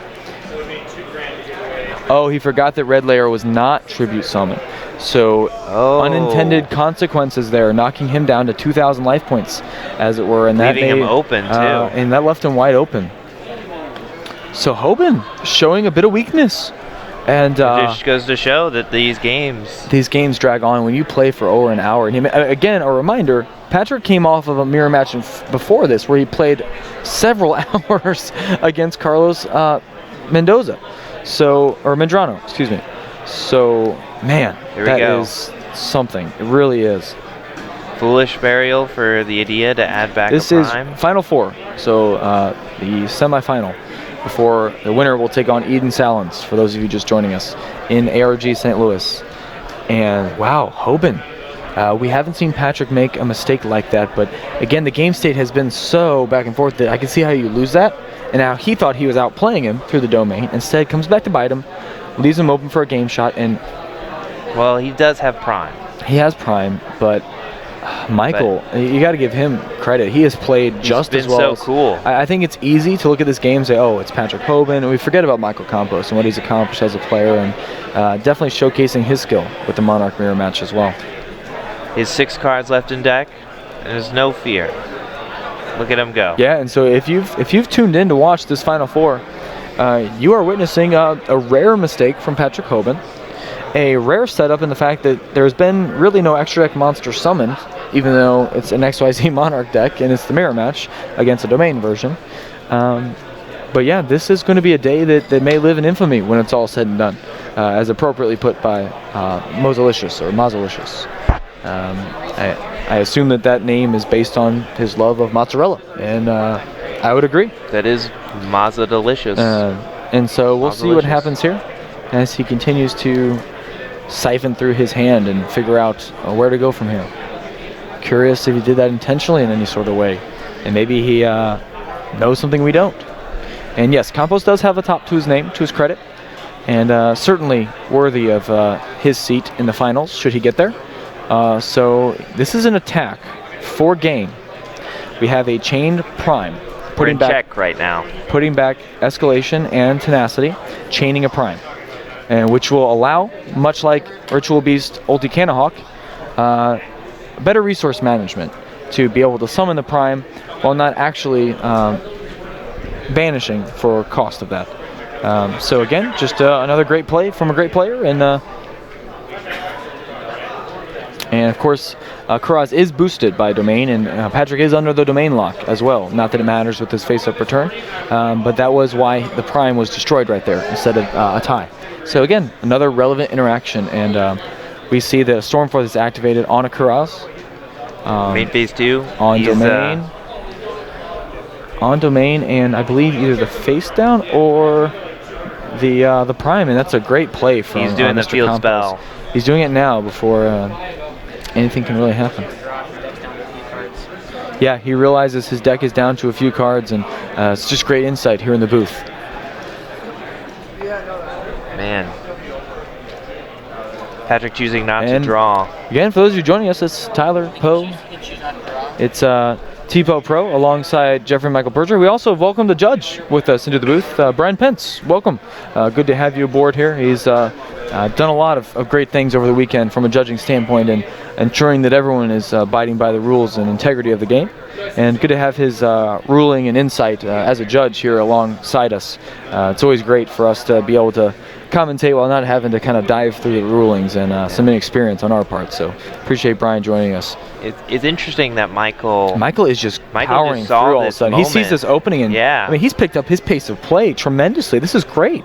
Yeah, and you can just see, I mean, blood. just look at this. He is just moving through with such a cadence. It's really impressive. I think he smells blood in the water, and this could be over in this first game. And yeah, some interesting commentary that theoretically this game could never end. With both players. I don't know about that, but is it possible for it to never end? Yeah. Okay. Well, let's see here. And neither player wanting to deck out, and Michael has 2 primes face up, so now he's cut down to just 1 prime. But obviously he can Kuraz his own primes anytime, and he's just continuing to shuffle cards back into his deck, and so. This is really, now we're even past the end game stage of what we talked about, the phases of the Monarch Mirror match. Now we're in the recovery stage, which is really somewhere near the end game where you're trying to recover everything to almost restart your deck. It's like, it's very similar to on Dueling Network when your opponent quits because you're playing an FTK deck, for example, and you decide to shuffle it back up and start to draw more hands so you can understand some of the ratio problems you're having. I speak from experience with the FTK. Oh my gosh. Anyway, so for those of you watching who are like, Pat didn't draw for the Kuraz, the Kuraz draw is optional, believe it or not. So again, that's where grammar and understanding of how to read can definitely help you as a player. It's just it's crazy that there's now cards where you don't want to draw. Like, why? It's just like you don't want the advantage because you don't want to deck out. That's how broken these cards and really are. the loser in all of this is Eden Salins in a way, because he was as hot as a PK Fire deck can be. And he's had some time to cool off and possibly even take a nap as he sits and waits for his chance to claim the throne here at ARG St. Louis. Yeah. And again, if you're joining us, TPO Pro alongside Jeffrey and Michael Percher. Also joined in the booth by our esteemed guest judge, Brian Pence, offering us more insight into different rulings, interactions that may come up. Also helping us monitor the match from an integrity standpoint to make sure that all plays are legal and activating appropriately. We do know that Patrick does not play Econ here for the token, so that would be probably no damage. That would be a Tyler, or sorry, that'd be a Jeff Jones move. And here is Kuraz. Again, he plays one Kuraz. This is the 9th time that he has summoned the one Kuraz in this game, and so Patrick really showing. And here, okay, so now he's opened up his extra deck, and he's got Brilliant Fusion in hand. He's got, I believe, another red layer. And he's got Prime as well in the grave, I believe. I think he's going for it here, and I think that LeBlanc, Chris is right in the chat that he sees the token, which allows, for those of you unfamiliar with the Mithra's utility, would have allowed an opportunity for Gaia, the Thunder Charger, to get in with some damage, but instead it'll be red layer, just clearing it off and continuing to do battle. I wonder if he didn't see that, or maybe he just wants the red layer recycling.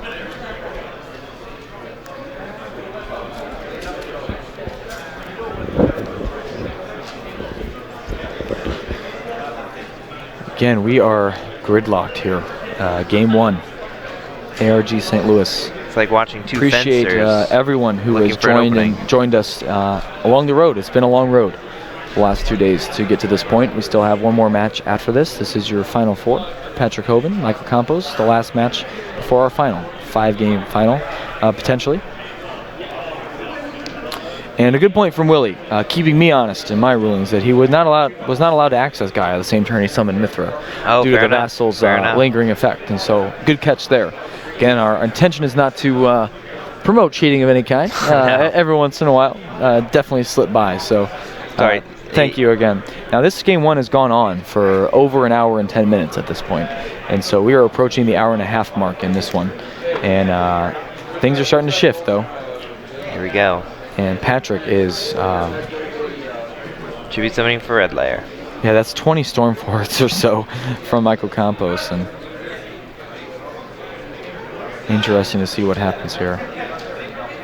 Puts the Stormforts right back, and it's amazing to watch Michael just continue to execute the same game plan every turn. Put the Stormforts back, grab the Stormfort, tribute. It's just it's really incredible.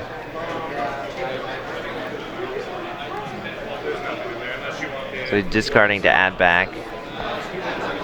Yeah, and Chris makes a good point that if you're here watching it live with us, this reminds me of some of the best movies over the course of time. Times like, Gone with the Wind, for example, and Pearl Harbor.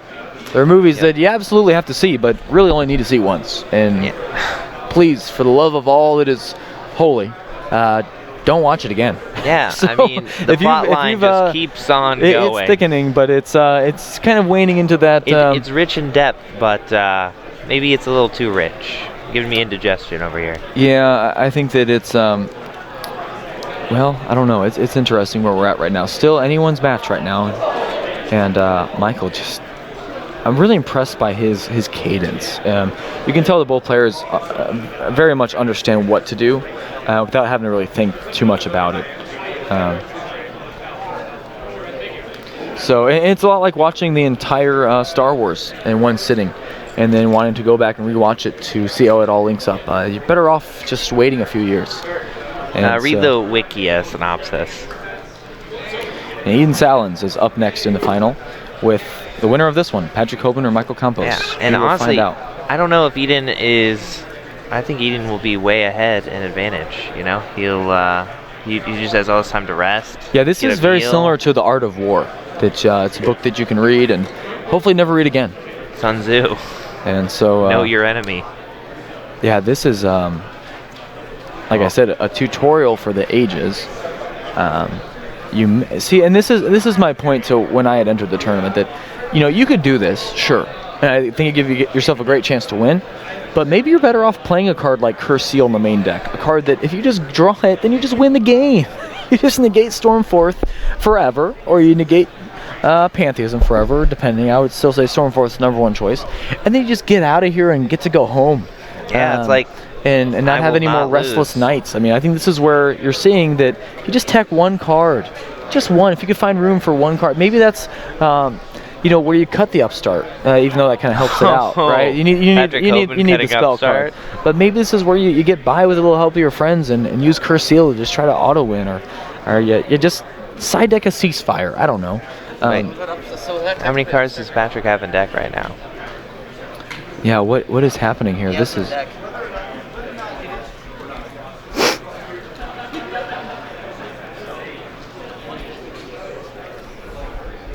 And yes, this is still game 1. Tyler Poe alongside Jeffrey and Michael Percher, giving you live event coverage from ARG St. Louis. It's your Final Four, game 1. So far, an hour and 20 minutes has passed. No one has come away with a victory in game Volcasaurus Gaia Charger. #1. Is it going to happen? No deck.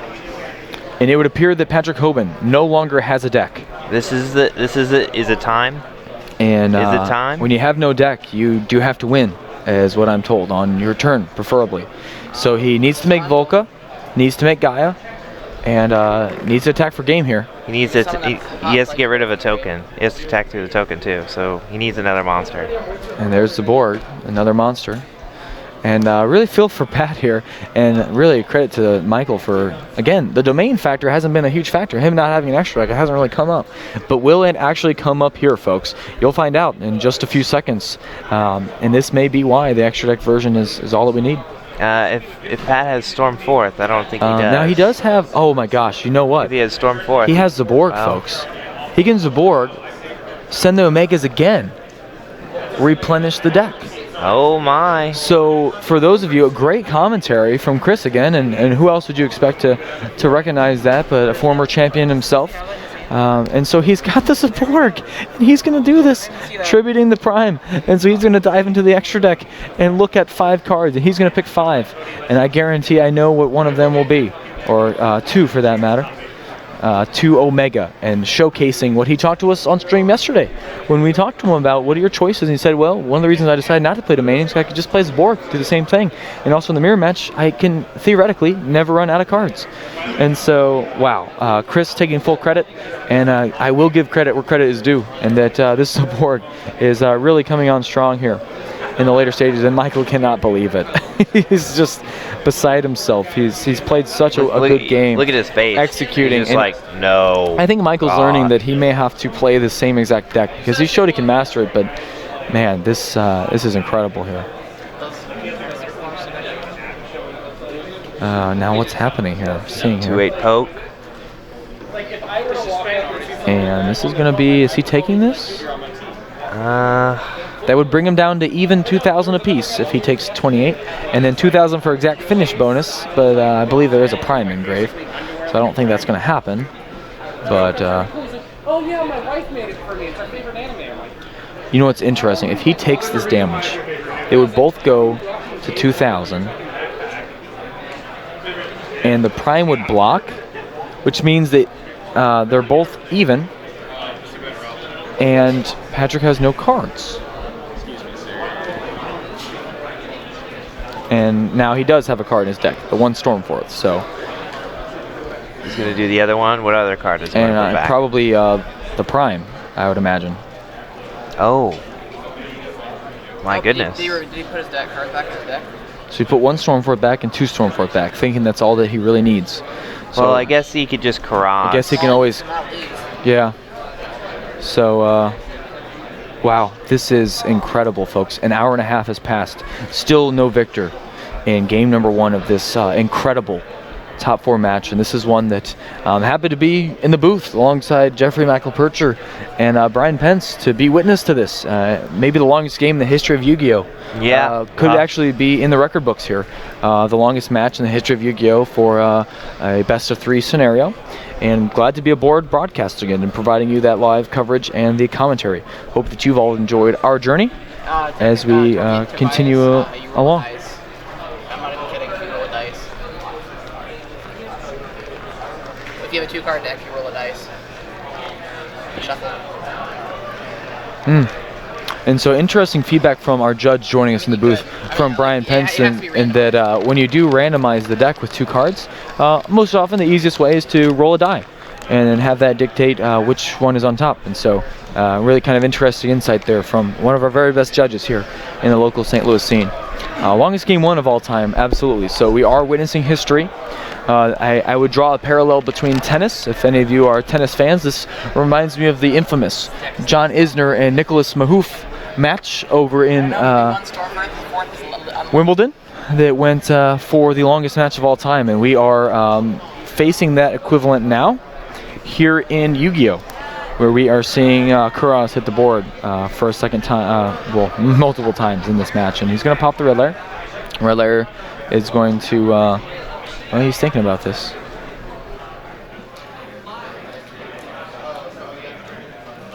And it's in his spell and trap zone. What is happening here?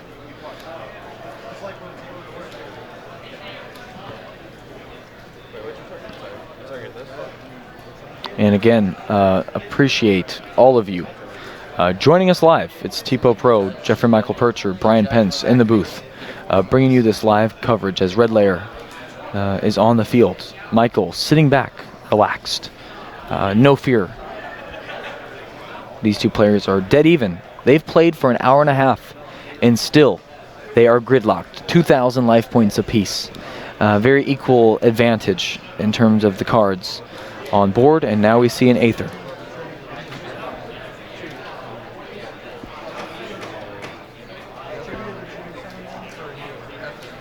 And this is just incredible. And I think...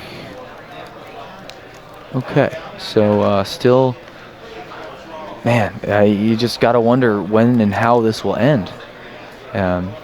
This is an absolute grind. I can't wait to get both players over here at the conclusion of this. Obviously, one will make their way to the final table and have to regroup. But win or lose, we will absolutely try to get the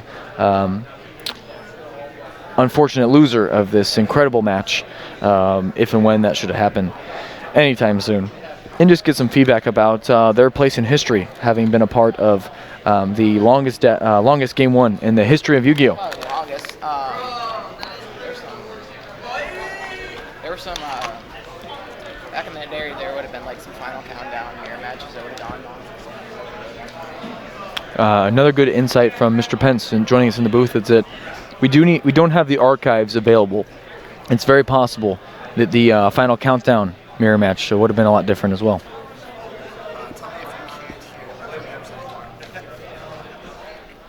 We've been able to hear him.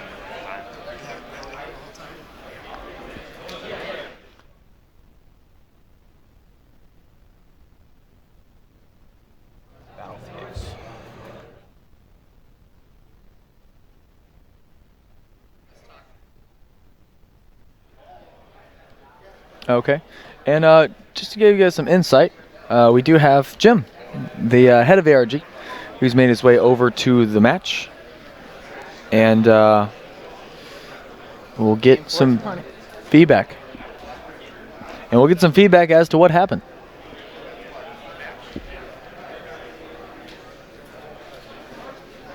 As he is possibly using his discretion here to make a ruling. So hang tight.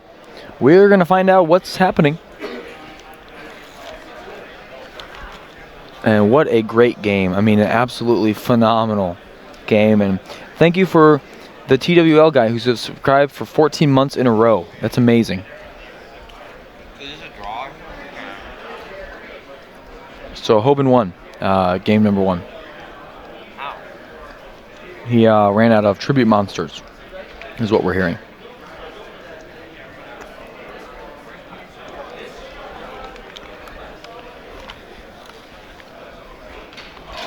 And wow, how do you come back from a game like that? That is absolutely incredible. And so happy to be a part of this moment in history, really, from Yu-Gi-Oh! And what we saw was the longest Game 1 in the history of the game. Officially, or unofficially, that Game 1 lasted 1 hour and 38 minutes. And again, we can go back once this is recorded, and we will, of course, maybe get some insight into what the actual time was, but that is the unofficial time, 1 hour and 38 minutes for game number 1, going to the best player in the game, Patrick Hoban.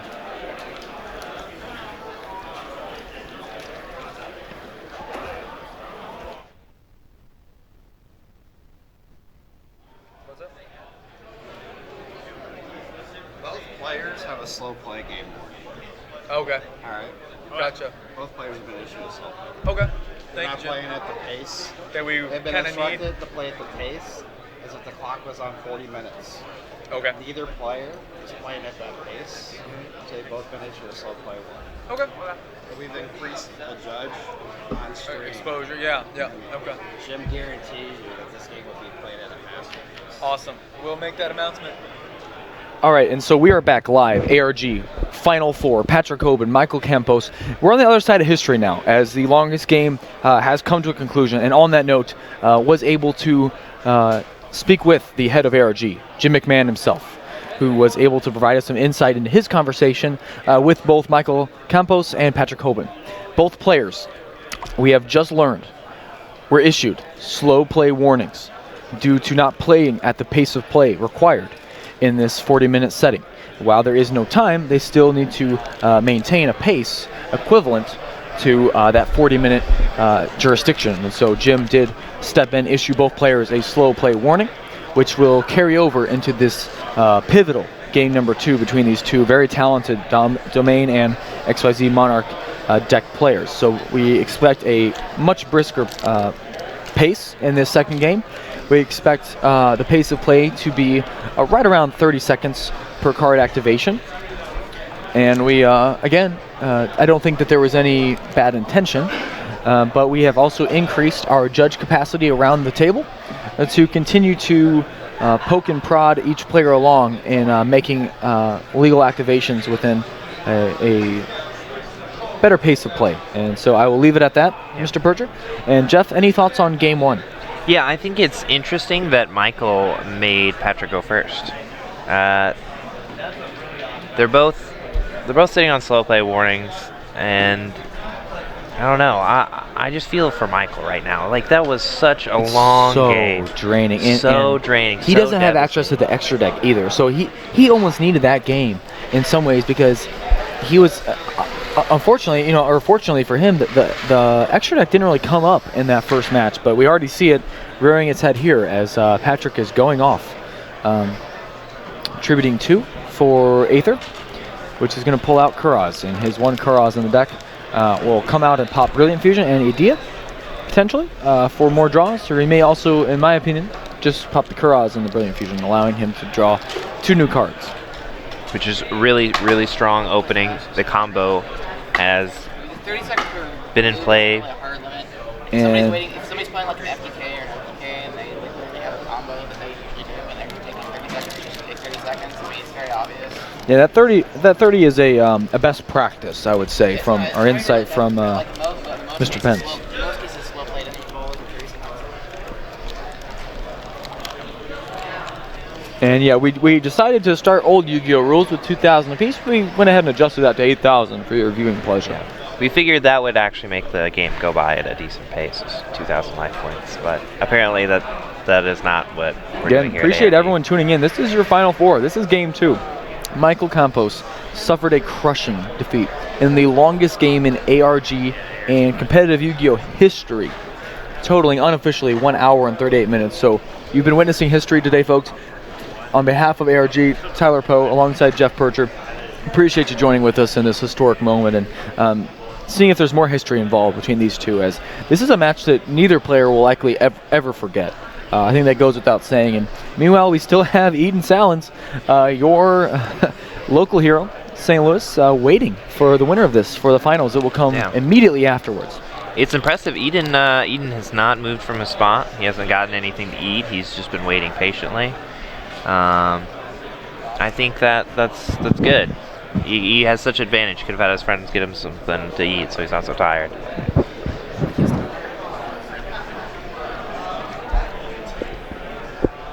Some additional insights.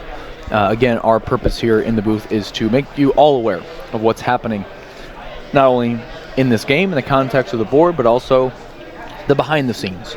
And so we're just learning more crucial information about this tournament. We've seen the demise of Zachary Leverett. We've seen this slow play warning. We've seen the longest game in the history of Yu-Gi-Oh!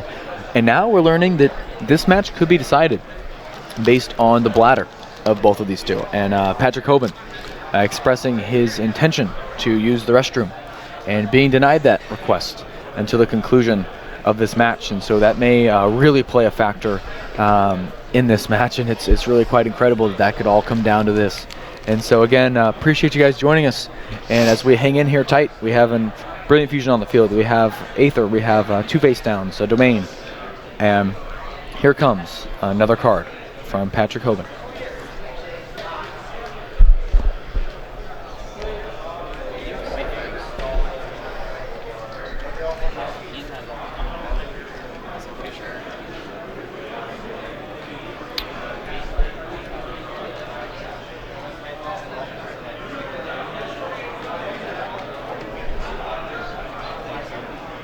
And again, if you're just joining us, the reason we're repeating some information is for all the new watchers that are joining and continuing to take this journey as we move forward to the finals.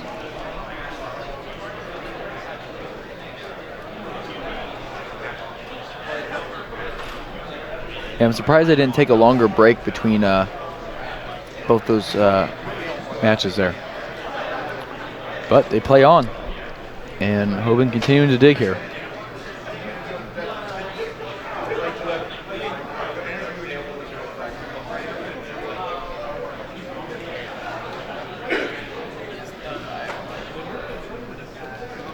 Still no damage dealt in this pivotal game number 2. It is Michael Campos who needs to come back from a crushing loss in game number 1. Now, I'm looking at Patrick's deck right now, and I'm wondering if he didn't side in an additional copy of Eidos and Eidos to sort of turbo his deck. I think he did, definitely. Yeah, gear it, because what's going to stop him? Yep. And I kind of wonder if Michael didn't side out the Drowning Mirror Force. You know, the threat of it being there, I think, is enough, because Patrick will probably try his best to play around it. I don't think he'll ever make a desperate play to reach towards his opponent life points. I'm actually kind of curious what Michael brought in. Maybe the Regeki? Maybe he didn't decide at all. Oh, seems to be like Patrick's doing everything that he wants. He's already got the escalation, which we know is key in this mirror match, and seems to be at the early advantage here in game number 2, and hoping to take a swift victory in this game. So he can visit the bathroom. So that he can continue on, take a break, and then go ahead and face Eden Salins in the finals.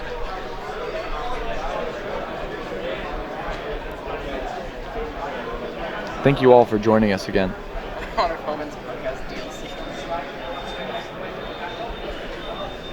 Michael watches on as Patrick continues to flood the board, and that's exactly the board that is very reminiscent of Jared Stone in the finals of the European Nationals of the United Kingdom, where he was able to really maintain 3 to 4 monsters every turn, which will eventually wear out Mr. Campos.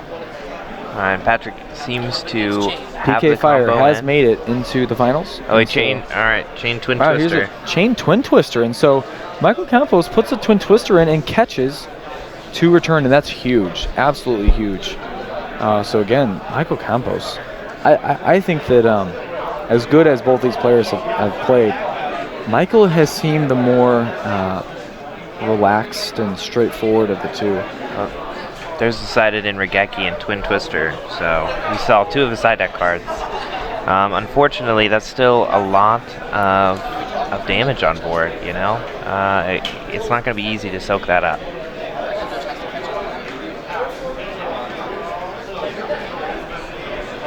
And we do have an update from Eden. He is alive and well. He is here hanging out with Tyler Jedica, Blair Hunter, Jake Finney, Zach Leverett, and others, just hanging out, continuing to play and test each other's decks. Eden watching on and with anticipation both for the conclusion of this match and for his eventual trip to the finals to become possibly the first ever champion from St. Louis to win his hometown event. So I believe he did take some damage, did he not, in that round, 2800? Correct.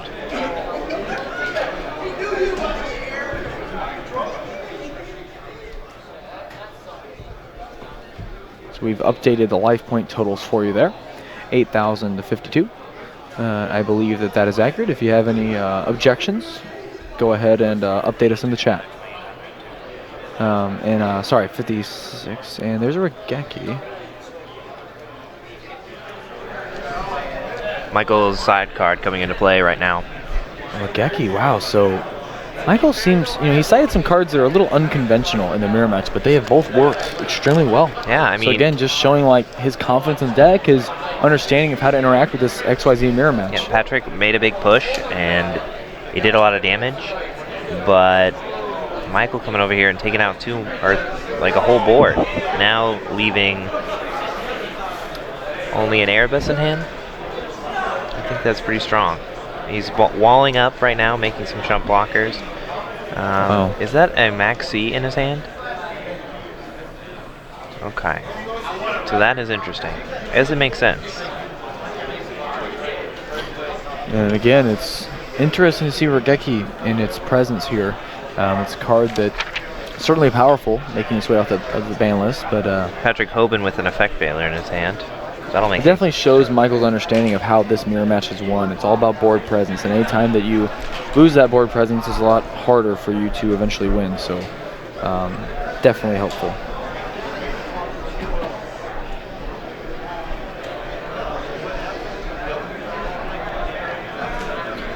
And we did update the score. Thank you again for your time. Who got him correctly at 2,004 in the life points quickly here. And so now the tables have turned. This looks very familiar to actually the same life point total we saw in the other match when it was 8,000 to 28 in favor of Michael. So both players still grinding through. I wish somebody would drop a shooting star in the season. Is the score not updated? They said the score is wrong. We updated the score, yeah. 2,400. You attack with this and Ether. Again, welcome. You're listening to ARG Live here at ARG St. Louis in Collinsville, Illinois. It's T-Po Pro, Tyler Poe, your commentator, along with my colleague, Jeffrey Michael Percher. We have a judge sitting with us by the name of Brian Pence from the St. Louis area. We also are keyed in and looking at Patrick Hoban and his adversary, Michael Campos, in a Monarch mirror match that has gone on for nearly 2 hours now, with game one setting the record for the longest game in the history of Yu-Gi-Oh! Without, again, evidence from past archives. So, pretty interesting, to say the least.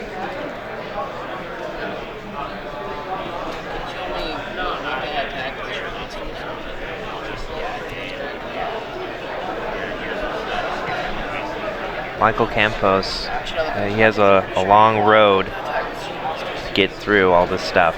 Yep. He's got to come back best he can. Yep, and Patrick's in a dominant position right now, and so it looks like Patrick is going to set another card and pass back to Michael, who draws Aether for turn, activates Tenacity. Thinking about it, he will go ahead and activate it, revealing that Aether.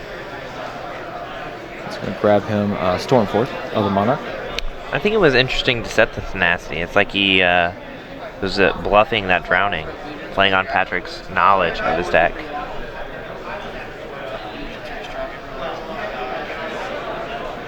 And right on cue, he does add the Stormforth, as predicted. All right. Shuffles up the deck, presents it for a cut, and we'll go ahead and activate that Storm. All right, Michael return set is up. activated first. And he's coming back now. And again, just to give you some feedback, again, Patrick could have attempted to attack for game, did not want to fall victim to Aether, which he was not aware Michael did not have in his hand. And obviously with Michael drawing it, he essentially showed it, and so Patrick may or may not even know whether or not he had it on that turn. Patrick's playing the control game. He wants to stay in as much control as possible, have as many effects going on and again, activating. He has access to the extra deck, not with return on the field, obviously, but later in the duel, it is really just a Volcasaurus away at this point. Yeah. And so I think that's his strategy, is just to continue to amount advantage and to open up, maybe even draw Michael in to a point where he can safely make a Volcasaurus without Aether for game. So we will see Patrick Hoban taking his first damage of the duel, taking 2,800 and dropping him down to 5,200 life points. Oh, wait. Oh, no. He has decided to prime as well.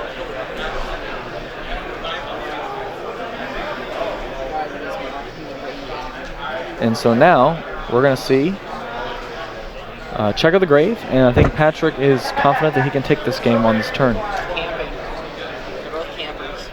So there is the Stormforce for the Aether, and they pick it up, and that is your final four. All right. In the books, we are moments away from the finals. I think a bathroom break is needed from your eventual contender for the title, sole survivor here in ARG St. Louis. And so we welcome all of you joining us to the chat. It's Tyler Poe, T-Poe Pro, alongside Jeffrey Michael Percher as Eden Talents, Patrick Hoban, David versus Goliath. They will meet together in just a few minutes for a heavyweight battle where Eden will try to become a first-time champion, a local champion. He's